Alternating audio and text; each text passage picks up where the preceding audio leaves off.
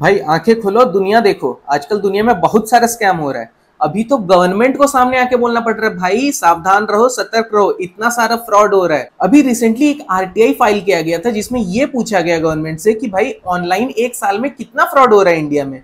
तो इस पे गवर्नमेंट से यह जवाब मिलता है कि सालाना करीबन 128 करोड़ का फ्रॉड होता है इंडिया में। 128 करोड़।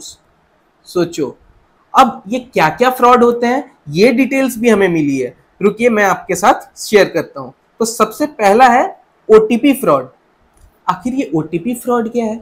ओटीपी फ्रॉड में बहुत सारे ऐसे लोग, कोई बैंक का एजेंसी या लॉटरी विनिंग या फिर कोई सोशल मीडिया साइट्स में, जहां जहां भी आपको लॉगिन करना पड़ता है और उस लॉगिन के बाद एक ओटीपी जनरेट होता है जो कि टू फैक्टर ऑथेंटिकेशन के नाम पे भी जाना जाता है, क्योंकि यहाँ पे 2 स्टेप में ऑथेंटिकेट किया जा रहा है कि ये आप ही हो जो इस यूजर नेम और पासवर्ड को यूज करके लॉगिन कर रहे हो। पहला स्टेप में तो आप यूजर नेम और पासवर्ड डाल रहे हो और सेकंड स्टेप में आपको एक ओटीपी आती है जो कि सिर्फ यूनिकली आपको आती है।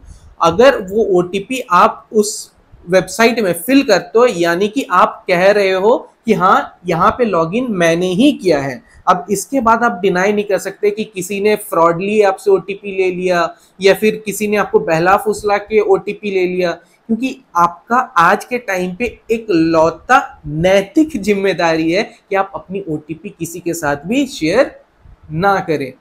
ठीक है, तो यहाँ पे ओटीपी से थ्रू आपके वेबसाइट्स, बैंकिंग वेबसाइट्स या फिर सोशल मीडिया वेबसाइट्स में लॉगिन किया जा सकता है। ये एक तरीका का फ्रॉड हो गया।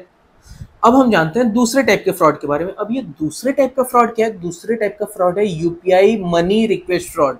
यानी कि यहाँ पे क्या होगा कि मान लो आपको कोई कॉल आता है, आपको बोला जाएगा कि आपको लोन दिया जा रहा है, आप एलिजिबल हो, आपको 1 लाख रुपए 2 लाख रुपए लोन दे दी जाएंगे बिना किसी डॉक्यूमेंट के। आपको आपका जो पैसा है वो फोन पे या गूगल पे या फिर ऐसे ही किसी भी एक बैंकिंग प्लेटफॉर्म के ऐप पे आ जाएगा। अब आप क्या बोलोगे, ठीक है भाई मैं अपना यूपीआई आईडी तुम्हें देता हूं, तुम मुझे पैसा दे दो। तो यहाँ पे वो क्या करेंगे, आपका यूपीआई आईडी लेके उस पे मनी रिक्वेस्ट सेंड कर देंगे। तो पहले तो आपको देखना है कि वो मनी रिक्वेस्ट आ रहा है या फिर आपको पेमेंट करने के लिए बोला जा रहा है या पेमेंट आ रहा है, ये पहले आपको ध्यान से देखना है। अगर मान लो आपको किसी भी पॉइंट पे बोला जाता है कि आप अपना पिन डाल के पैसा आपको उनसे मिलेगा, तो समझ जाओ आपके साथ स्कैम हो रहा है, क्योंकि आप पिन सिर्फ और सिर्फ तभी डालते हो अपने यूपीआई में जब आपको पैसा सेंड करना रहता है, ना कि जब आपको पैसा रिसीव होने वाला होता है। ठीक है, ये याद रहना चाहिए। अब हम जानते हैं तीसरे स्कैम के बारे में। ये तीसरा स्कैम क्या है? तीसरा स्कैम है update KYC detail. Update KYC detail में ये बहुत ही चालाकी वाला स्टेप करना पड़ता है इन्हें। ये आपको एज बैंक के रिप्रेजेंटेटिव बन के कॉल करेंगे और आपको बोला जाएगा कि आपकी केवाईसी जो है वो आउटडेटेड हो चुकी है और आपको अपनी केवाईसी रिन्यू करानी पड़ेगी, नहीं तो आपका बैंक अकाउंट क्लोज कर दिया जाएगा। और इसी तरीका से एक सेंस ऑफ अर्जेंसी आपके सामने क्रिएट किया जाता है कि आज ही का आज आप मुझे या तो डॉक्यूमेंट दे दो या तो आपके बैंक अकाउंट को डीएक्टिवेट कर दिया जाएगा। तो फिर यहाँ पे मान लो कि अगर आप यहाँ पे अपने लोकेशन पे नहीं हो, नियरेस्ट ब्रांच पे नहीं हो, तो आपको क्या बोला जाएगा कि आप एक काम करो, आपके आधार से मैं आपका केवाईसी अपडेट कर दूंगा, आपका आधार नंबर पे एक ओटीपी आएगा, वो ओटीपी आप मुझे बता दो और आपका ऑथेंटिकेट हो जाएगा। लेकिन जैसे ही आप अपना ओटीपी उसके साथ शेयर करोगे, आपकी बैंक अकाउंट से सारी की सारी मनी गोल। ठीक है, अब जो नेक्स्ट स्कैम की हम बात करने वाले हैं वो है फ्री आईफोन स्कैम। अभी आप जैसे देख ही रहे होगे कि ये बिग बिलियन डे आया था, ग्रेट इंडियन फेस्टिवल आया था अमेजोन की तरफ से। इनमें क्या किया जाता है कि आईफोन को बहुत ही सस्ते रेट में बेच दिया जाता है। ठीक है, तो इसी सेल के सीजन का फायदा उठा के बहुत सारे फ्रॉडस्टर या स्कैमर क्या करते हैं, वो इन वेबसाइट्स में अपना लिंक एक प्रोड्यूस कर देंगे कि भाई फ्री में आईफोन हम अपने तरफ से यहाँ पे दे रहे हैं।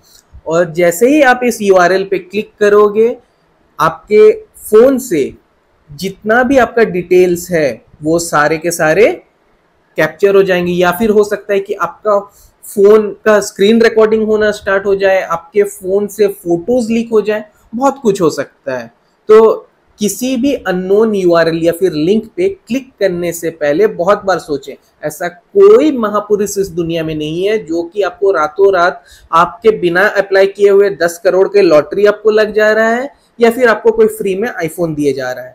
ठीक है, ये याद रखना है। कोई भी ऐसा कुछ बोल के अगर आपसे ओटीपी लेने की कोशिश करता है या किसी यूआरएल पे क्लिक करने को बोलता है तो वो आपको नहीं करना है। अब हम नेक्स्ट टाइप के स्कैम की बात करते हैं। अगली स्कैम कौन सी है? अगली स्कैम है इलेक्ट्रिसिटी पेमेंट डिफॉल्टर की। मतलब कि आपको एक नोटिफिकेशन आएगा, ठीक है, ये बड़े मजेदार वाला है।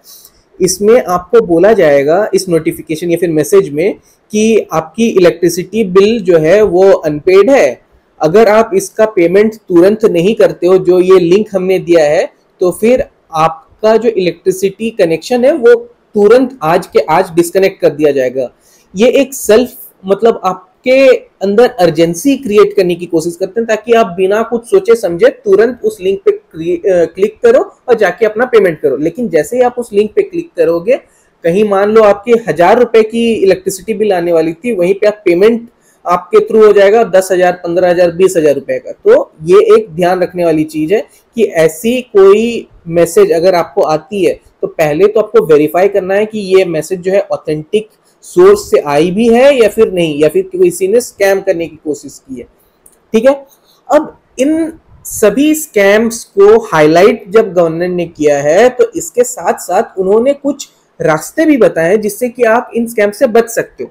तो सबसे पहला क्या उन्होंने बताया? सबसे पहला बोला है कि आप जो भी आपको कॉल करता है या मैसेज करता है या फिर किसी वेबसाइट पे आप गए हो, सबसे पहले तो देखो कि वो लेजिटिमेट है या नहीं। जिससे आपको कुछ मैसेज आ रहा है, क्या अगर वो बोल रहा है कि वो बैंक का अधिकारी है तो सही में वो बैंक का अधिकारी है कि नहीं, वो आपको वेरीफाई कर लेना चाहिए। अगर किसी वेबसाइट पे गए हो, पहले आपको देख लेना क्या वो असली वेबसाइट है भी या फिर नहीं। मान लो आप किसी गवर्नमेंट वेबसाइट पे गए हो तो फिर आपको ध्यान देना होगा क्या उसके डोमेन नेम में .gov मेंशन है या नहीं है। अगर नहीं है तो फिर ये स्कैम हो सकता है। अगला पॉइंट उन्होंने क्या बोला? अगला पॉइंट उन्होंने बोला है कि किसी अननोन से ईमेल या मैसेज या फोन कॉल ऐसा कुछ भी आता है और आपसे आपका पर्सनल या फाइनेंशियल इंफॉर्मेशन पूछा जा रहा है तो यहाँ पे भी आपको सतर्क रहना है। आपको किसी के साथ भी अपना फाइनेंशियल इंफॉर्मेशन शेयर नहीं करना है। अगला, avoid sharing sensitive information like social security numbers. यहाँ पे सोशल सिक्योरिटी नंबर से अपना मतलब है आधार नंबर।